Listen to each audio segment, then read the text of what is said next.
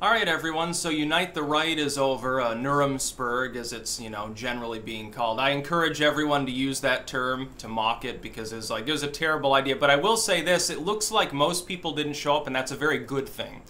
There was no considerable violence. Like the biggest, most newsworthy thing that happened was the day before Antifa attacked an NBC crew. That wasn't really reported on, like it was on Twitter and a few sites talked about it. Where was the CNN report about alt-left violence against the glorious media? Even NBC didn't want to talk about it. I wonder why that could possibly be. It's because they don't want to talk about their buddies that way. They're their corporate-backed buddies that take the Soros bucks in the most literal sense. They didn't want to talk about it. It looked bad for them. Instead, they're doing exactly what I figured they would do if the rally didn't involve, considerable violence and wasn't particularly large. I predicted this a couple days ago. The media will largely not report on it. Where it does, it'll just praise the counter-protesters, say generically condemn hate, and then they'll leave it at that. Now, if there had been violence there, they would be absolutely zeroed in, and there'd be 1,000 pundits there for every member of these, so-called alt-right groups. Which half of these people, how do I even know that they're like members of such an order? Maybe they're just Antifa members. Maybe literally nobody showed up and it was Antifa trolling Antifa. Wouldn't that be funny? A breakdown in communication. But no, the only violence was from the further left. They attacked a few counter-protesters. They got into a couple little scuffles with the police. By and large, even that though, that's just a normal day. Like that can happen even if they're not protesting anything. Like they probably get that violent in their communal apartments on a daily basis. Out of the limelight of the public eye. So it doesn't really matter. So yeah, it was a success because nothing happened. It was two dozen dudes walking down the street for 2 or 3 blocks, and then they just filtered out. That's the rally. Woohoo. Yeah, and by the way, to those that did show up, you really united the right. How? I'm not sure. It was a great symbolic movement of some sort, but I'm not sure how. I'm sitting there like laughing my ass off. It's like, you get a totally different read on it. If you're listening to like CNN and the New York Times, it's basically these slovenly Nazis showed up and they saw a wall of counter-protesters and these easily mocked cowardly fools then left because they were terrified. If you listen to the alt media, it's like a little bit more legit. It's like, hey, nobody showed up, probably because I hope the creator community had a little bit of a hand in this, in dissuading most people from going there because they could show them, hey, this is not a good idea. There is no way to have a victory by holding such a rally, and it's a stupid idea to even bother having a remembrance march or something for some past event that turned violent. You're an idiot if you show up. Those few people that showed up, they just basically walked down the street for 5 minutes. That was a big rally, guys. It was huge. I mean, massive, amazing. Certainly ground-changing within the U.S. and world politics at large. It's very much going to change the political landscape. No, it's not. It's just another day. If anything, actually, it's very, very helpful. Because I think some people, that they're not themselves bigots, and they're like generic Trumpites or something. I think they were terrified that it would be a larger rally, violence would spiral out of control, and this would become a midterm issue. That's honestly, I think that's probably was on their minds, and knowing that Donald Trump is just in general against violence, and thus is not going to just fixate on the right-wing violence. Now, they were worried that he would be forced to have a substantial response thereafter if there was violence, and that it would look bad for Republicans. They escaped totally unscathed. The media is still trying to drum it into people's minds that this is the normalization of bigotry by Donald Trump. It's like, no, these people, some of these folks have declared themselves to be Democrats at this point, which makes sense since the Democratic Party is the party of identity politics in this country. They're the only ones that ramble endlessly about these issues. You look at what Keith Ellison is alleged to have done. This is the face of the Democratic Party. Violent, inane, against the Constitution in virtually all of its forms. Just a bunch of scumbags, really. Their politicians are scum.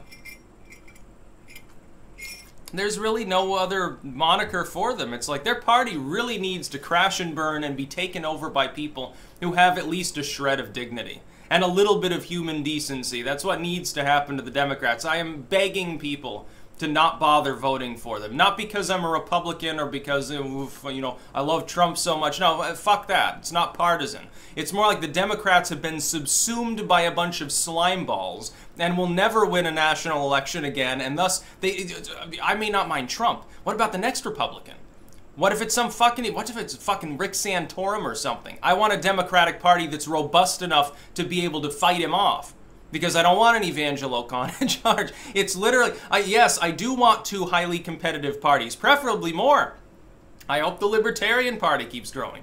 The Greens are getting, every time the Democrats lose, they blame the Green Party. It's like, they must be a main party by now. They get 10 votes, the Democrats blame them for any loss. They don't even need to get enough votes to have swung the election, like in Ohio 12, and they still get blamed. It's like, it's totally off the wall. And the Greens, they're not exactly the Antifa party. No, at this point, Antifa is basically neoliberals with violence. They're basically young punk rock loving, so-called anarchists. They're not really anarchists. They believe in authoritarianism. They don't want to dissolve government. They know, dude, these people aren't dumb enough to think they're actually going to have like a workers' revolution.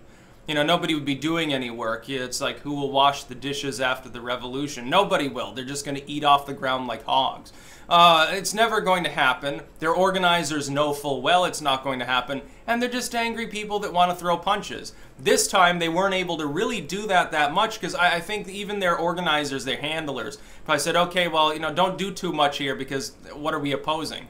Like, we can't attack the Nazis because they're outnumbered 4 or 5 to 1 by cops. Whole streets full of police. It's really more of a police union march than anything else. Literally, at times there, if you watch the very, very brief coverage of it before everyone got bored and tuned it out, it literally looked like the police were staging a march. Like, they were the ones that were, it's like, DC police for higher wages or a better retirement pension fund or something. It's like, you might as well give it to them, by the way, because they did a good job by all accounts. It's not like the Portland police. And they either stand back and do nothing or come in and crack everyone's skulls without regard for who is who. Very brutal police force. It's like they're trying to be the bigger, badder cousin of the LAPD. So you've got to give respect to the DC police for having conducted themselves in generally a good manner. You also have to respect the counter-protesters, because they weren't the ones that, they weren't getting violent. There were a lot of them too, a bunch of college kids. Antifa shows up, they're the only ones that start violence. This was the case in like Charlottesville and everything too. A lot of times the people that get hurt, they're not on either extreme. They're just routine protesters or counter-protesters or even bystanders that are literally just there to record. Like, it's like if I were in one of these cities at a protest and I'm sitting there, on the fucking smartphone that I would never use in all honesty, to record, and I'm like live streaming on YouTube, could get a rock thrown at my head. Or something. It could be the far right, it could be the far left. Someone recognizes me, someone just randomly targets me, maybe it's just a stray rubber bullet hits me or something. They are the people who statistically are the ones getting attacked and having to be like defended by the police, and it's just a freak show. So it's good that Nuremberg didn't devolve into a cesspit of violence, and by and large, by all accounts, nothing really happened.